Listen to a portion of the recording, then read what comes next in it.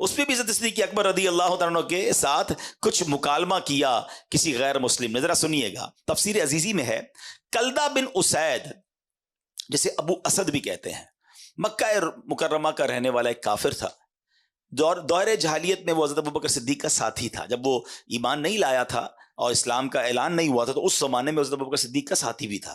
حضرت ابوبکر صدیق اسلام قبول کر لیا. آپ نے جیسے ہی پتہ چلا, آپ تو اولین اسلام قبول کرنے والوں میں سے تھے, تو ایک دن اسلام جب آپ نے قبول کر لیا نا, کچھ دنوں بعد وہ آپ سے ملا اور کہتا ہے, اے ابوبکر, تم تو سوداگری میں ماہر تھے, تجارت میں ماہر تھے, اپنی عقل مندی کی وجہ سے ہمیشہ نفع کماتے تھے, اب تمہیں کیا ہوا؟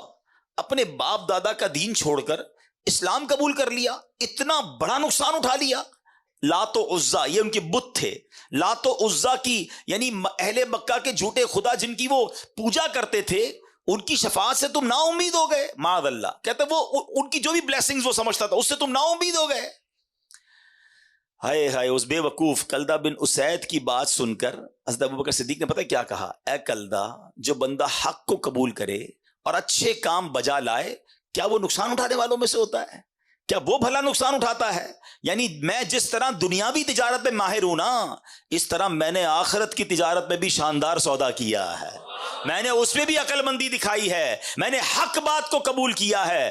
گھاٹے میں میں نہیں, گھاٹے میں تم ہو, میں نے تو بڑے نفع والا سودا کیا ہے. اب صدیق اکبر اسے سمجھا رہے ہیں. اب ذرا صدیق اکبر کا مرتبہ سمجھیے گا. آج آپ کو شاید پہلی بار پتا چلے گا کہ بچے کو قرآن پاک کی جو سورت یاد ہے, اس سورت کے نازل ہونے کا شان نزول کیا تھا. صدیق اکبر اسے بتا رہے ہیں, گھاٹا تم نے کیا ہے, میں نے نہیں, سودا میں نے کھڑا کیا ہے, نقصان میں تم ہو. ارے یہ دو بندوں کی بات ہے.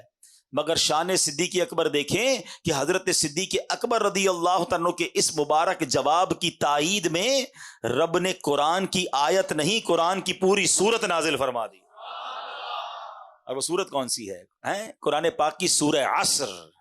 ہائے ہائے, بسم اللہ الرحمن الرحیم, والعصر ان الانسان لفی خسر الا الذین آمنوا وعملوا الصالحات وتواصوا بالحق وتواصوا بالصبر.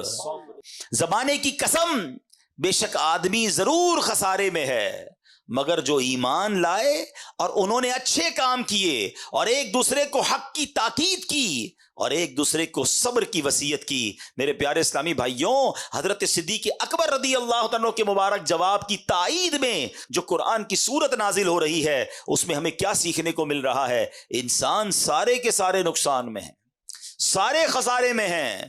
صرف نقصان سے بچتا وہ ہے جس میں 3 کوالٹیز ہوں, 3 صفات ہوں. اب میں نے اور آپ نے چیک کرنا ہے, میں نقصان والی سائیڈ پہ ہوں یا ان 3 چیزوں کے عمل کرنے والا ہوں اور نقصان سے بچنے والا ہوں. وہ 3 چیزیں کیا ہیں؟ نمبر 1, صاحب ایمان ہو, مومن ہو. اور جو مومن نہیں وہ تو جانوروں سے بھی بدتر ہے, اس نے تو دنیا میں آنے کا مقصد ہی گوا دیا, پھر وہ نقصان سے کیسے بچ سکتا ہے؟ ہم اللہ کا شکر ادا کرتے ہیں کہ پہلے وصف, پہلی کوالٹی ہمیں حاصل ہے کہ الحمدللہ ہم ایمان والے ہیں.